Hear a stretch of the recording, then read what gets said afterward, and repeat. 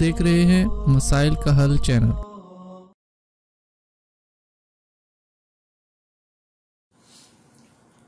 बिस्मिल्लाहिर्रहमानिर्रहीम अल्हम्दुलिल्लाहि रब्बिल आलमीन वस्सलातु वस्सलामु अला सय्यिदिना व हबीबिना मुहम्मदिन व अला आलिहि व अस्हाबिहि अजमाइन।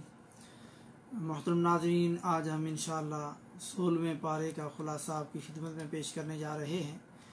16वें पारे से पहले 15वें पारे के आखिरी सफ़े में आयत नंबर 60 से लेकर के 78 नंबर आयत 78 नंबर आयत तक हज़रत मूसा अलैहिस्सलाम और हज़रत खिदर अलैहिस्सलाम का वाक़या ज़िक्र किया गया। ये वाक़े की नौइयत कुछ इस तरह है कि जब हज़रत मूसा अलैहिस्सलाम ने किसी सवाल के जवाब में ये कहा कि मुझसे बड़ा कोई इल्म वाला नहीं, यानी कोई मुझसे ज़्यादा जानता नहीं, क्योंकि मैं अल्लाह का नबी हूँ। और नबी इस दौर में हर इलाके और बस्ती के लिए अलग अलग भेजे जाते थे। तो अल्लाह ताला को ये बात और ये उसलूब पसंद ना आया, तो अल्लाह ताला ने वही के ज़रिए बताया कि तुझसे बड़ा भी आलिम मौजूद है। तो मूसा अलैहिस्सलाम ने उनसे मिलने की ख्वाहिश की, तो हुक्म हुआ कि जहाँ दो समंदर मिलते हैं वहाँ मुलाकात होगी। तो मूसा अलैहिस्सलाम चल पड़े, आखिर पहुँच गए और उनसे मुलाकात हुई और कहा कि हज़रत, अगर मैं आपकी इताअत करूं तो मुझे आपके इल्म से कुछ मिल सकता है। तो उन्होंने कहा कि आप मेरी बातों पे सब्र नहीं कर सकेंगे, क्योंकि उन बातों की आपको खबर ही नहीं है। मूसा अलैहिस्सलाम ने सब्र करने की हामी भर ली। तो खिदर अलैहिस्सलाम ने कहा, अगर मेरे साथ चलना है तो फिर मुझसे किसी चीज़ के बारे में सवाल नहीं करना, यहाँ तक कि मैं खुद उसकी वजाहत कर दूँ। आयत नंबर 71 में दोनों चले, यहाँ तक कि एक कश्ती में सवार हो गए। तो खिदर अलैहिस्सलाम ने कश्ती का तख्ता तोड़ दिया। तो मूसा अलैहिस्सलाम ने कहा कि आप इसे तोड़ रहे हैं ताकि कश्ती वालों को गर्क कर दें, तो आपने बड़ी ख़तरनाक गलती की। तो उन्होंने कहा, मैंने तुझे कहा नहीं था कि मेरे साथ तू हरगिज़ सब्र नहीं कर सकेगा। तो मूसा अलैहिस्सलाम ने कहा, मेरी गलती पर मुझे मत पकड़िए और मेरे साथ आसानी वाला मामला करें। हज़रत खिदर अलैहिस्सलाम ने राह चलते एक लड़के को देखा और उसे कत्ल कर दिया। मूसा अलैहिस्सलाम फिर गज़बनाक हो गए कि तूने एक नाहक जान को कत्ल करके बहुत बड़ा गुनाह किया। तो हज़रत खिदर अलैहिस्सलाम ने कहा कि मैंने कहा नहीं था तू मेरे साथ सब्र नहीं कर सकेगा। मूसा अलैहिस्सलाम ने कहा कि आखिरी बार माफ़ी, अगर आइंदा सवाल किया तो मुझे अपने साथ ना रखना। फिर एक बस्ती में पहुँचे और उनसे खाना मांगा तो उन्होंने ना दिया। चाहिए तो ये था कि वहाँ से नाराज़ होकर के निकल जाते, मगर उन्होंने देखा कि उनकी दीवार गिरने वाली है। उन्होंने मिलकर के उसे घिरा करके दोबारा तामीर कर दिया और उनसे कोई मुआवजा भी ना लिया। तो मूसा अलैहिस्सलाम ने फरमाया, एक तो उन्होंने हमें खाना नहीं दिया और आपने बग़ैर मुआवजे के उनकी दीवार भी तामीर कर दी। फिर खिदर अलैहिस्सलाम ने कहा, अब तेरा मेरे साथ रहना नामुमकिन है। फिर उन्होंने मामलात की हकीकत बताते हुए फरमाया, सुनो, आयत नंबर 75 से 82 तक रही कश्ती तो वो चंद मस्कीनों की थी जो समंदर में काम करते थे। तो मैंने कहा उसको ऐबदार कर दूं, क्योंकि आगे एक जालिम बादशाह है जो हर सही सालिम कश्ती को जबरन पकड़ लेता है, छीन लेता है, कब्ज़ा कर लेता है। और रहा लड़के का मामला, तो उसके माँ बाप ईमान वाले थे, तो हमें खौफ हुआ कि कहीं ये उन्हें अपनी सरकशी और कुफर में फंसा कर आजिज़ ना कर दे, तो अल्लाह उनको उसके बदले बेहतर और पकीज़ा और ज़्यादा मोहब्बत और प्यार करने वाली औलाद अता करेगा। और रही बात दीवार की, तो इस शहर में 2 बच्चे हैं जिनका ख़जाना उनकी इस दीवार के नीचे दफन है। उनका बाप बड़ा नेक शख्स था। तो तेरे रब की चाहत थी कि ये दोनों यतीम जवानी की उम्र को पहुँच करके अपना ये ख़जाना तेरे रब की मेहरबानी और रहमत से निकाल दें। और फरमाया कि मैं अपनी राय और मर्जी से कोई काम नहीं किया। ये थी असल हकीकत उन वाक़यात की जिन पर आप सब्र न कर सके। वो लोग जो नबी से बड़ा वली को मानते हैं, नौज़ुबिल्लाह, वो यही दलील लेते हैं कि मूसा अलैहिस्सलाम नबी थे और कम इल्म वाले थे, और खिदर अलैहिस्सलाम वली थे और ज़्यादा इल्म वाले थे। ये बात सही नहीं। जब कुरान में खिदर अलैहिस्सलाम ने कहा कि मैंने अपनी मर्ज़ी से कोई काम नहीं किया, तो हुक्म और वही नबी पर नाजिल होती है जो उनके नबी होने का सबूत है। और कोई कशफ या इशारे पर इतने बड़े बड़े काम सरअंजाम नहीं दे सकता, और नबी से वली का दर्जा कैसे बड़ा हो सकता है। और अल्लाह ताला ने सूरह निसा में भी फरमाया, मान नबीयीन व सिद्दीकीन व शुहदाई व सालिहीन, सालिहीन का, नेक लोगों का, वलियों का जिक्र बिल्कुल आखिर में किया। दरअसल हज़रत खिदर अलैहिस्सलाम को वली साबित करने में उनके बातिल और झूठे शिरकी अकायद में एक लिहाज से पर्दा पड़ जाता है, और इस तरह वो खुद को वली बना करके या अपने चाहने वालों को वली बना करके लोगों की इज्जतें और माल अच्छे तरीके से लूट सकते हैं, क्योंकि नबी होने का वो दावा इसलिए नहीं करेंगे कि लोग इसको कबूल नहीं करेंगे। और हमारी खिदर अलैहिस्सलाम से फिर वो कहते हैं ख्वाब में मुलाकात हुई और वो हमारे पास आए, कहते हैं कि खिदर अलैहिस्सलाम अभी तक ज़िंदा हैं, इसकी कोई सही दलील नहीं और ये इंसानी ज़िंदगी के उसूल के ही खिलाफ है। इससे आगे वाला ये 5 पॉइंट तकरीबन गुजर चुके। छठा पॉइंट आयत नंबर 83 में आपसे ज़ुल्करनैन के बारे में सवाल करते हैं।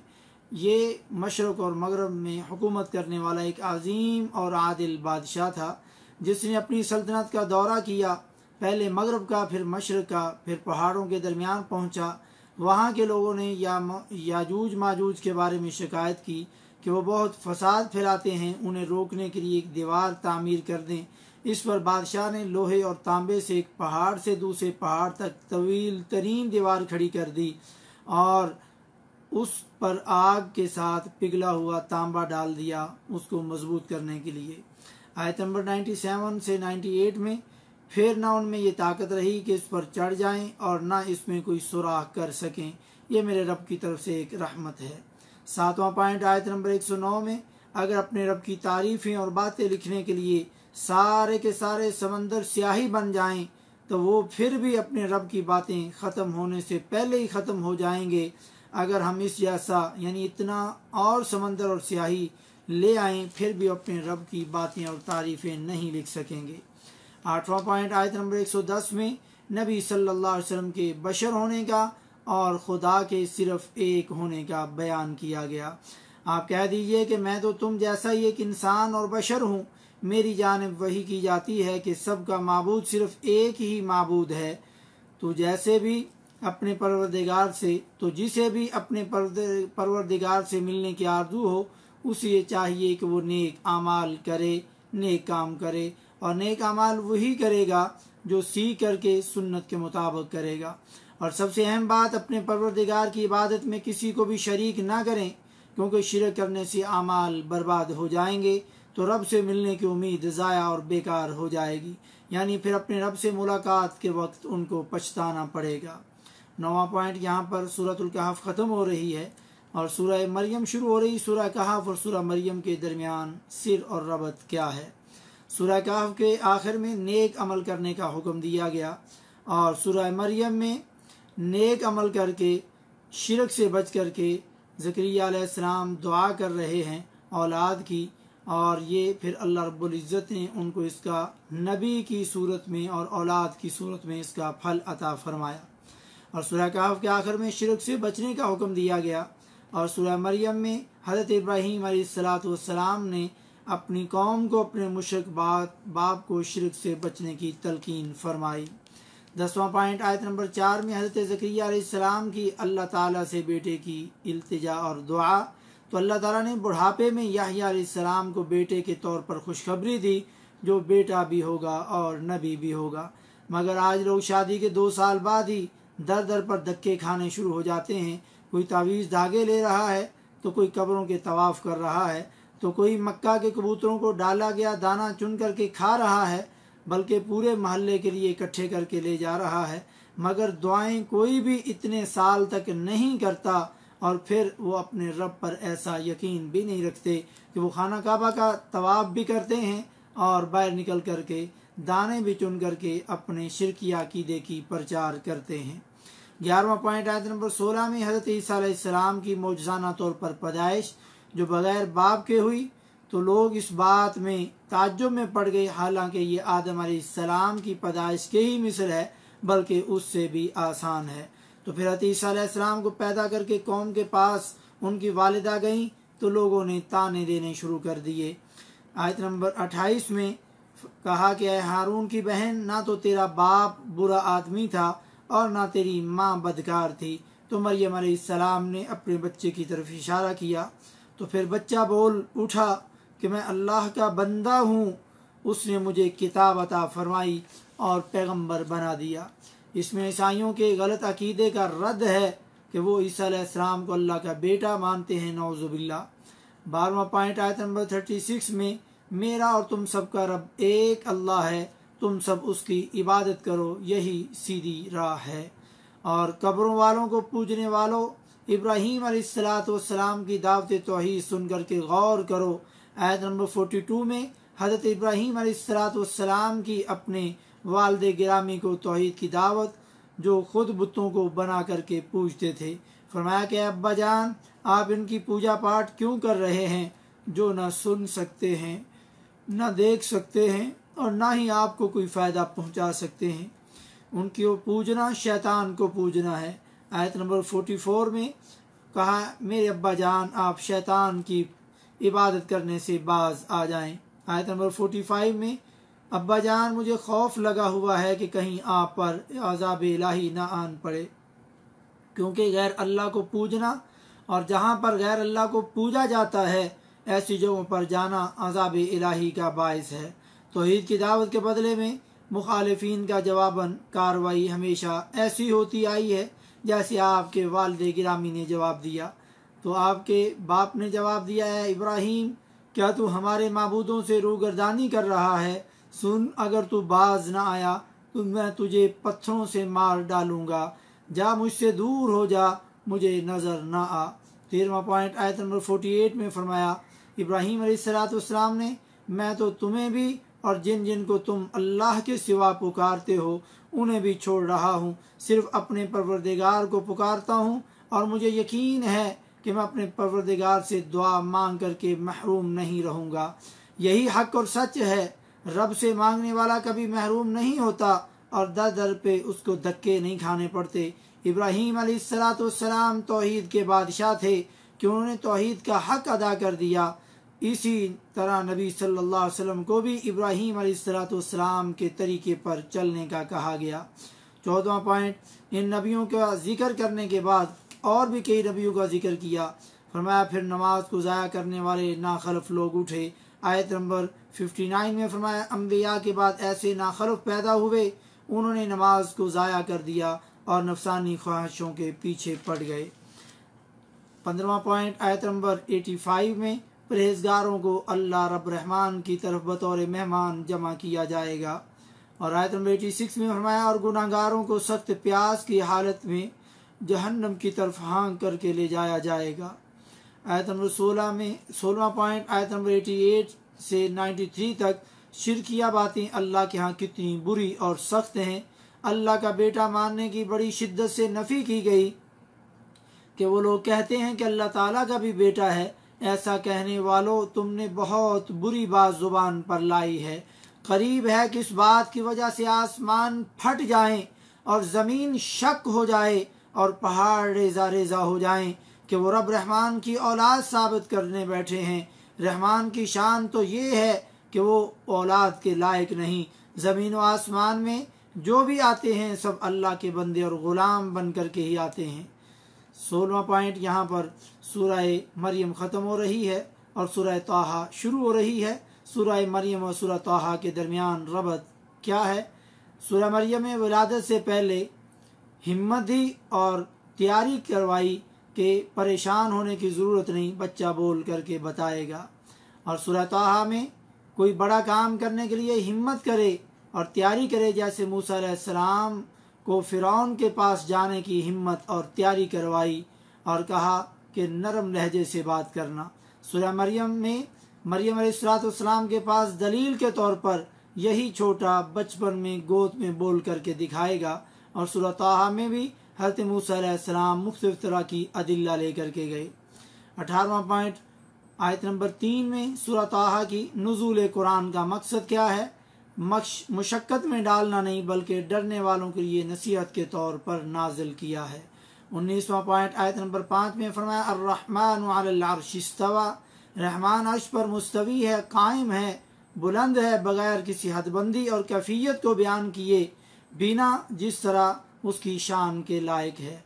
और उन लोगों के गलत अकीदे का रद्द है जो अल्लाह को ज़ात के लिहाज से हर जगह मौजूद और हाजिर नाजिर समझते हैं और वो कहते हैं कि अल्लाह ताला हर जगह मौजूद है, हालांकि वो दुआ के लिए भी हाथ ऊपर की तरफ बुलंद करते हैं जो अर्श पर बुलंद है, फिर भी अपने अकीदे की वो इस्लाह नहीं करते।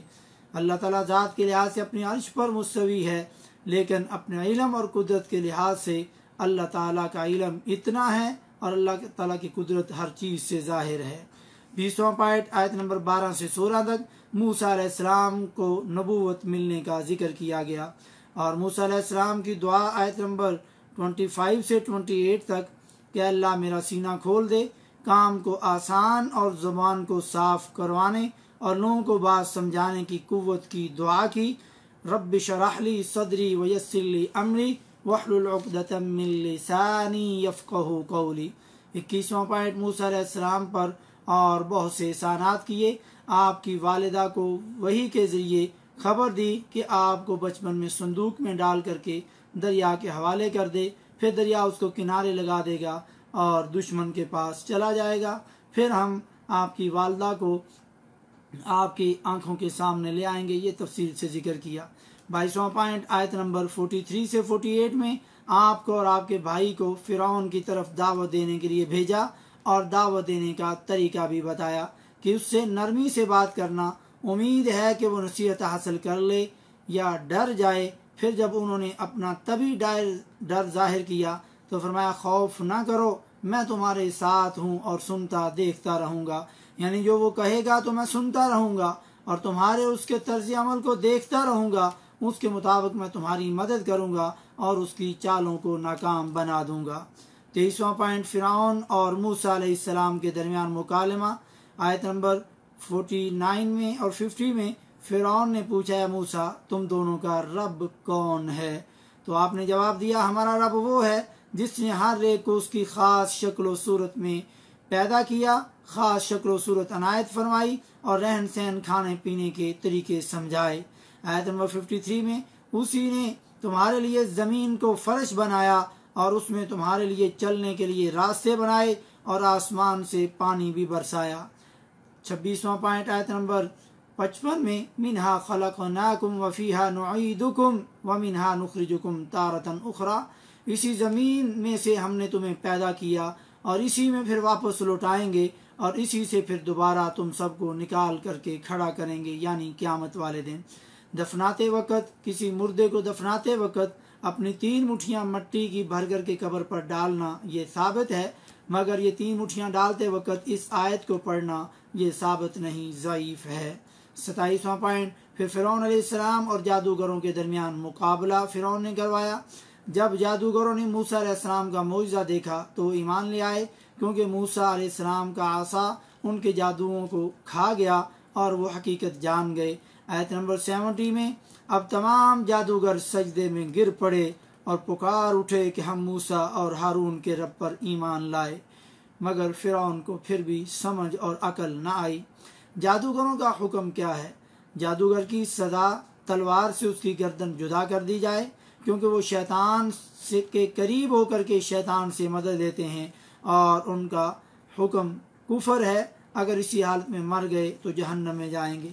प्यारे नबी सल्लल्लाहु अलैहि वसल्लम ने इरशाद फरमाया मन अता अर्राफन फसअलहु अन शैइन लम तुकबल लहु सलातु 40 यौमा, कि जो बंदा किसी ऐसे आदमी के पास जाता है जो मुस्तकबिल की गैब की खबरें बताता हो, अंदाजे लगाता हो, तो जो बंदा उसके पास गया है उस बंदे की जाने की वजह से 40 दिन की कोई इबादत, कोई नमाज कबूल नहीं होती, सिर्फ ऐसे बंदे के पास जाने से जो मुस्तकबिल की खबरें बताता है। और आपने फरमाया मन अता अर्राफन औ काहिनन फसद्दक़हु बिमा यक़ूल फ़क़द कफ़र बिमा उन्ज़िला अला मुहम्मदिन सल्लल्लाहु अलैहि वसल्लम। जो बंदा किसी खबरें बताने वाले के पास, ये जादूगर काहिन के पास आए और जो वो बात कह रहा है उस पर यकीन कर ले, तो उसने उस चीज़ का कुफर कर दिया है जो मोहम्मद सल्लल्लाहु अलैहि वसल्लम पर नाजिल हुई, यानी उसने कुरान का और हदीस का इनकार कर दिया, यानी कि वो दायरा इस्लाम से बाहर निकल गया। अल्लाह रब्बुल इज़्ज़त हमें जादूगरों से और जादू से महफूज फरमाए। और आजकल तो लोगों ने दुकानें बना ली, अपना कारोबार शुरू कर लिया, हाथों की लकीरें बोलती हैं। आएँ अपनी किस्मत का हाल मालूम करें। नऊज़ुबिल्लाह मिन ज़ालिका, लोग कहाँ कहाँ तक इस पेट के पीछे पहुँच गए। 28वां पॉइंट, फ़िरौन की जादूगरों को धमकी कि मैं तुम्हारे हाथ पांव उल्टी तरफ से काट करके खजूरों के तनों पर लटका करके सूली दे दूंगा, मगर वो अपने ईमान पर पुख्ता रहे। फिर मूसा अलैहिस्सलाम को अल्लाह रब्बुल इज़्ज़त ने हुक्म दिया कि अपनी कौम को रातों रात ले करके निकल जाओ। फ़िरौन ने पीछा किया और फिर मूसा अलैहिस्सलाम और उनकी कौम को दरिया पार करवाया, और दरिया पार करवाने के बाद उनको महफूज किया और मन और सलवा उतारा। तो फिर मूसा अलैहिस्सलाम जब तौरात लेने के लिए गए, नबूवत लेने के लिए गए, अल्लाह से मुलाकात के लिए गए, तो पीछे सामरी ने उनको गुमराह कर दिया और बछड़े को पूजने पर लगा दिया और वो लोग भी लग गए। 29वां पॉइंट, आयत नंबर 92 और 93 में जब मूसा अलैहिस्सलाम वापस आए तो अपने भाई से कहा, तुम्हें किस चीज़ ने रोका था कि तू उनको शिरक से मना न करता?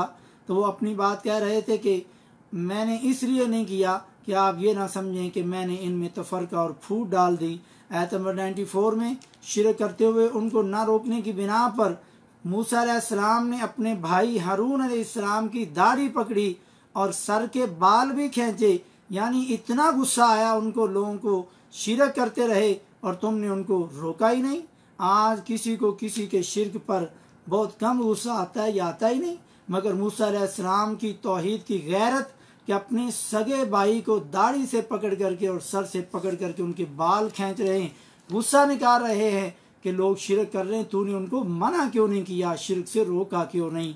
और ये तौहीद वालों के अंदर ही गैरत हो सकती है, किसी मुशरक बंदे के अंदर ये गैरत का जज्बा पैदा ही नहीं हो सकता जब तक वो शिरक से तौबा ना कर ले। 30वां पॉइंट, आयत नंबर 99 में ये किस्से बयान करने का मकसद लोगों को समझाना और अहले मक्का को भी तलकीन करना कि मोहम्मद सल्लल्लाहु अलैहि वसल्लम मूसा अलैहिस्सलाम की तरह अल्लाह के नबी हैं और तुम्हारा किरदार नबी मोहम्मद सल्लल्लाहु अलैहि वसल्लम के साथ वैसा ही है जैसे मूसा के साथ फ़िरौन और सामरी का था। 31वां पॉइंट, आयत नंबर 102 में आखिरत का बयान, जिस दिन सूर फूंका जाएगा और गुनाहगारों को दहशत की वजह से नीली पीली आंखों के साथ घेर करके जमा किया जाएगा। वो आपस में चुपके चुपके से बातें करेंगे कि हम तो दुनिया में सिर्फ 10 दिन ही रहे। 32वां पॉइंट, शफात और सिफारिश का सही तस्वुर, आयत नंबर 109 में उस दिन सिफारिश कुछ काम ना आएगी मगर जिनको रब रहमान हुक्म देगा और उस बात को वो पसंद फरमाएगा। यानी कोई अपनी मर्जी से किसी की सिफारिश कर ही नहीं सकता, लेकिन अल्लाह जिसको चाहे, और वो भी सिर्फ शिरक से पाक तौहीद वालों की सिफारिश होगी। ये मजमून कई बार कुरान पाक में गुजर चुका है, जैसे आयतुल कुर्सी सूरह बकरा की 255 नंबर आयत, सूरह नजम 26 नंबर आयत, सूरतुल अंबिया 28 नंबर आयत, सूरतुल सबा 23 नंबर आयत और सूरतुल नबा 38 नंबर आयत के अंदर भी ये शफात का जिक्र गुजर चुका है। 33वां पॉइंट, आयत नंबर 114 में ज़ियाती इल्म की दुआ, रब्बि ज़िदनी इल्मा, क्या मेरे रब मेरे इल्म में अज़ाफ़ा फरमा, मेरे इल्म को बढ़ा दे। और इल्म से मुराद शरई इल्म है, कुरान और हदीस का इल्म है। उलमा को भी फतावा देते वक्त पूरी तहकीक करनी चाहिए और तहकीक करके बताना चाहिए, जल्दबाजी नहीं करनी चाहिए। और लोग तो यहाँ पर दौरे करवाते हैं तहकीकी मसाइल की, लेकिन उनको किसी भी हदीस की ना सेहत का ना ज़ौफ़ का पता ही नहीं होता। सिर्फ अरबी के चंद अल्फाज पढ़ देने से वो हदीस नहीं बन जाएगी। उनको अपने इस उन्वान को तब्दील कर देना चाहिए कि तहकीकी मसाइल के दौरा के बजाय तकलीदी मसाइल का दौरा रख दें, तो मेरा ख्याल है ये ज़्यादा अच्छा होगा।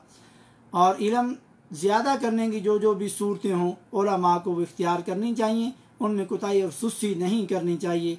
और ये दुआ भी आप सल्लल्लाहु अलैहि वसल्लम पढ़ा करते थे, अल्लाहुम्मा अन्फ़अनी बिमा अल्लमतनी व अल्लिमनी मा यनफ़उनी व ज़िदनी इल्मा। इब्न माजा के अंदर है, या मेरे अल्लाह मुझे फ़ायदा देने वाले इल्म, मेरे इल्म का तो मुझे फ़ायदा दे जो इल्म तूने मुझे अता किया, और मुझे वो इल्म सिखा जो मुझे फ़ायदा दे, और मेरे इल्म को ज़्यादा कर, मेरे इल्म को बढ़ा दे। 34वां पॉइंट, आयत नंबर 116 से 123 तक आदम और हव्वा अलैहिस्सलाम और शैतान का किस्सा बयान किया गया जो 8वें पारे में भी गुजर चुका है। 35वां पॉइंट, कुरान करीम से गाफिल रहने वालों की ज़िंदगी सख्त हो जाएगी, आयत नंबर 123 से 126 तक। और जो मेरी याद से रूगर्दानी करेगा उसकी ज़िंदगी तंगी में रहेगी और क़यामत के दिन उसे अंधा करके उठाया जाएगा। इस तंगी से मुराद अज़ाब कब्र है या बेचैनी और परेशानी जो अल्लाह की याद से गाफिल लोगों को लगी रहेगी, जो हर सहूलत और दौलत होने के बावजूद उनकी जान नहीं छोड़ेगी। तो वो कहेगा कि इलाही मुझे तूने अंधा करके क्यों उठाया, हालांकि मैं तो देखता था। जवाब मिलेगा कि इसी तरह ही होना चाहिए था, तूने मेरी आई हुई आयतों को जुटला दिया, भुला दिया, आज हमने तुझे बुला दिया। हम उस शख्स को वैसा ही बदला दिया करते हैं जो हद से गुजर जाए। इससे मुराद हफ़ाज़ कराम भी हैं और सब लोग हैं जो अल्लाह की आयतों और तरीक़ों को, अहकाम को भुला देते हैं, उन पर अमल नहीं करते। 36वां पॉइंट, आयत नंबर 131 में कुफ़ार की या दुनियादारों की दुनियावी तरक्की से मुतासिर नहीं होना चाहिए और अपनी निगाहें हरगिज़ उन चीज़ों की तरफ ना दौड़ाना जो हमने मुख्तलिफ लोगों को दुनिया की आराइश दे रखी हैं ताकि उन्हें इसमें आजमा ले। तेरे रब का दिया हुआ बहुत बेहतर और बहुत बाकी रहने वाला है। हज़रत उमर रज़ी अल्लाह ताला अन्हु ने जब प्यारे नबी सल्लल्लाहु अलैहि वसल्लम को एक बार चटाई पर सोते हुए उठते देखा तो आपकी कमर पर निशान देखे तो हज़रत उमर रज़ी अल्लाह ताला अन्हु रो पड़े। पूछने पर बताया तो हज़रत उमर कहने लगे कि कैसर किसरा के बादशाह कितने अच्छे तरीके से ज़िंदगियाँ गुजार रहे हैं, आप तो अफज़लुल खल्क़ हैं। आपके ये छोटी सी खुरदरी चटाई जिसकी वजह से आपके हसीन व जमील और नरम और मुलायम बदन पर लाइनें बन गई, निशान बन गई, तो आप सल्लल्लाहु अलैहि वसल्लम मरगूब नहीं हुए, मुतासर नहीं हुए, बल्कि बुखारी की हदीस है, आपने फरमाया उनको दुनिया में ही आराम की चीज़ें अता कर दी गईं और आखिरत में उनके लिए कुछ नहीं होगा। 37वां और आखिरी पॉइंट, घर वालों को नमाज की ताकीद करना सरबराह की, घर के सरबराह की जिम्मेदारी है और वो खुद भी नमाज पढ़ने के लिए डटा रहे। आयत नंबर 132 में नबी सल्लल्लाहु अलैहि वसल्लम को खिताब किया गया मगर मुराद सारी उम्मत है। फरमाया आप अपने घर वालों को नमाज की ताकीद करते रहें और ख़ुद भी नमाज पढ़ने पर जमे रहें। हम तुझसे रोज़ी नहीं मांगते बल्कि हम खुद तुझे रोज़ी देते हैं। आखिरत में बोलबाला सिर्फ खौफ खुदा करने वालों का ही होगा। अक्सर तो लोग पढ़ते ही नहीं, अगर पढ़ते हैं तो घर का एक फ़र्द पढ़ता है और वो दूसरे को दावत नमाज नहीं देता, मियाँ बीवी को या बीवी खामद को, जबकि वो जन्नत में इकट्ठे जाना चाहते हैं, दुनिया की हर खुशी में इकट्ठे जाना चाहते हैं। तो अल्लाह ने फरमाया या अय्युहल्लज़ीना आमनू कू अनफुसकुम व अहलीकुम नारा वक़ूदुहन नास वल हिजारा, क्या ईमान वालो तुम अपने आप को और अपने अहलो याल को जहन्नम की आग से बचा लो जिसका ईंधन इंसान और पत्थर हैं। क्या हम भी अपने घर वालों की ऐसे फ़िक्र करते हैं जैसे उनके दुनियावी कामों की फ़िक्र करते हैं? क्या हम अपनी बीवी की, बच्चों की, वालिदा की, बहन की, भाइयों की, वालिद की नमाज की ऐसे फ़िक्र करते हैं जैसे हम उनके दुनियावी मामलात की फ़िक्र करते हैं? अगर ये नहीं करते तो फिर जन्नत में कैसे इकट्ठे हो सकते हैं? और कुछ खुद नहीं पढ़ते, घर वालों को सिर्फ हुक्म देते हैं, मगर अल्लाह ने नबी सल्लल्लाहु अलैहि वसल्लम को क्या फरमाया, घर वालों को भी नमाज पढ़ा, उनको ताकीद कर और ख़ुद भी नमाज पढ़ने पर डटा रहे। जब घर का सरबराह पढ़ेगा फिर वो घर वालों को पढ़ाएगा तो घर वालों पर उसका इंशाल्लाह फिर असर भी होगा। और कहीं बीवियां परेशान हैं कि उनके खामद नमाज नहीं पढ़ते और बच्चे भी फिर नहीं पढ़ते, और याद रखें जो काम माँ बाप नहीं करते वो अक्सर औलाद नहीं करती, और जो काम अच्छे या बुरे हों माँ बाप करते हैं अक्सर औलाद भी उनका पीछा करती है। अल्लाह रब्बुल इज़्ज़त हमें कुरान पाक समझने और कुरान ने जो हमें नसीहतें की उन पर अमल करने वाला बनाए। वमा तौफीकी इल्ला बिल्लाह।